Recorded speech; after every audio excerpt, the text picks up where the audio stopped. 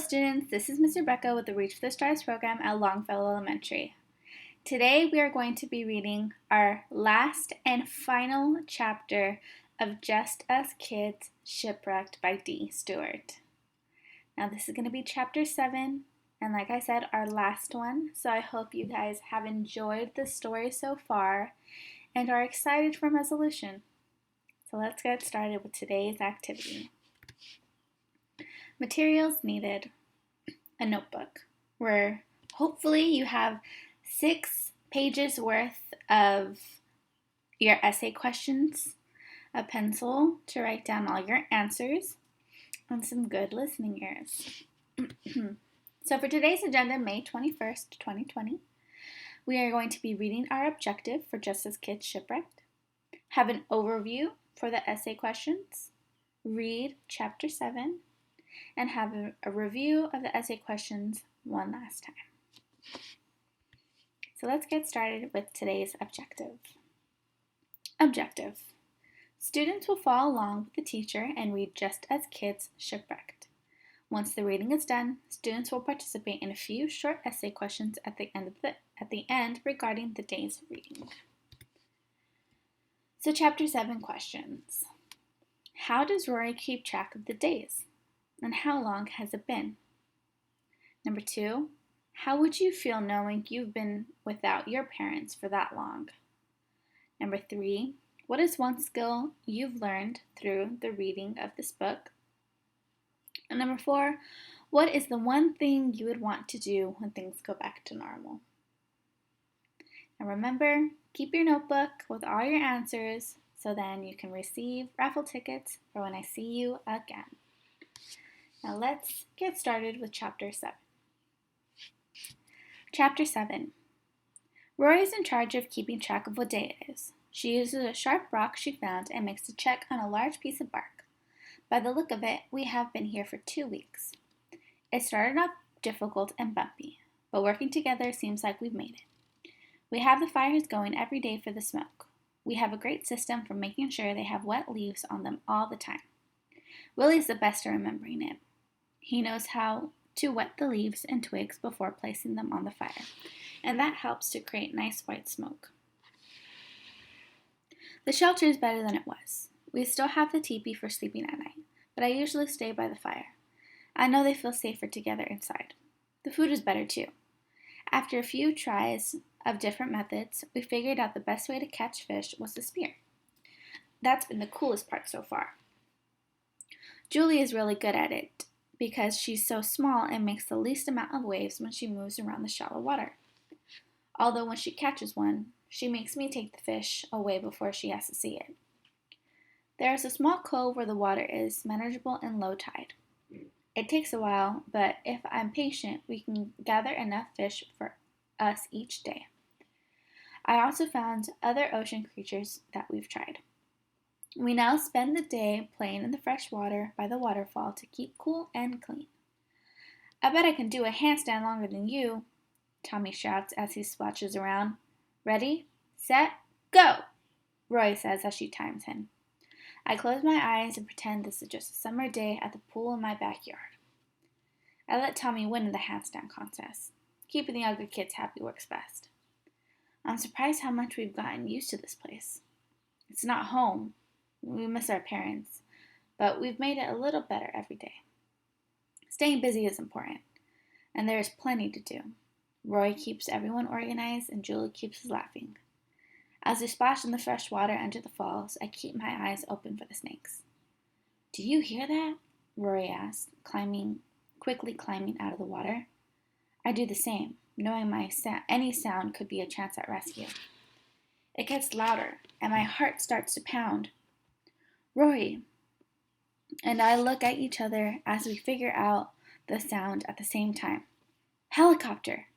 We yell and start running back toward the shore. I hear the patter of feet not that far behind me. Willie, get to it! The fire needs smoke! I yell. He passes me and runs toward one of the fires as I run to the other. He is grabbing the damp leaves and twigs and putting them on top of the fire. The smoke rises, but we need more. Tommy, Julie, and Roy, get whatever you can. Get the whistles from my kit and start blowing them like crazy. Everyone is doing their job, and I feel proud. I can hear the helicopter, but we haven't seen it yet. The smoke is as heavy and high as we've ever had it. If the helicopter is close by, someone on board will have to see us. I see Rory run to the SOS sign she made in the sand. She yells to us in between, blowing on her whistle. Everyone, start waving your hands in the air. Try to get noticed. I'm pretty sure it would be impossible to hear the whistles over the loud whoosh of helicopter blades, but I'm glad they're trying. Finally, the helicopter flies over. It looked like it's going to fly right past us. We turn to see the back end of the copter try to bank left. It's coming back, I yell, my throat sore from the smoke and screaming. They are trying to find a place to land. As the helicopter lands and the door opens, I see someone I recognize. It's not my family, but it's Rory's dad. I recognize this picture from the back of all his books. Dad! Rory yells and runs toward him. He is running out of the helicopter just as fast. They meet in the middle, and he picks her up and spins her around. Let's go, guys. This is it. We're rescued, I say. We all hold hands and run toward the helicopter together. Rory's dad puts her down and kneels in the sand. He opens his arms wide, and the 3 younger kids run into them. I stand back for a second and realize we are going home. I can't wait to see my mother. The helicopter turns off its engine, and we can hear again. I'm so glad I found you kids. This has been one heck of an adventure. Let's get you home. All your parents are safe and sound, waiting for you.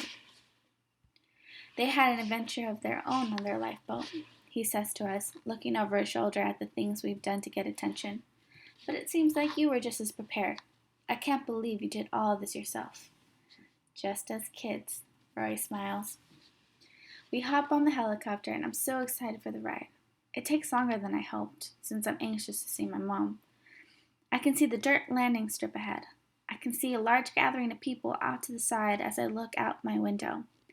It looks like everyone is either cheering, crying, or waving. The younger kids are so excited to see their parents they are all crying as well. Somewhere inside, I'm kind of sad to see our adventure end. I'm also very happy to be going home. Dad, I think I'm done with this adventure thing. I've had more adventures in a few weeks than I'd like to have in a lifetime, Rory says to her father. Rory, you can have whatever you want, he promises. I've been having my way long enough. I was so worried about you. I'm ready to do things however you want now. I know what I want, Dad.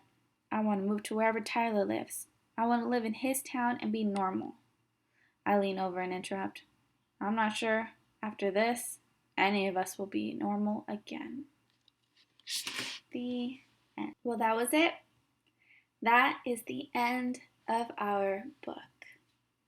I hope you all have enjoyed the story so far and have enjoyed how it ended, and you are happy with how it ended. So let's continue on and reviewing the chapter questions one last time. Number 1, how does Rory keep track of the days and how long has it been?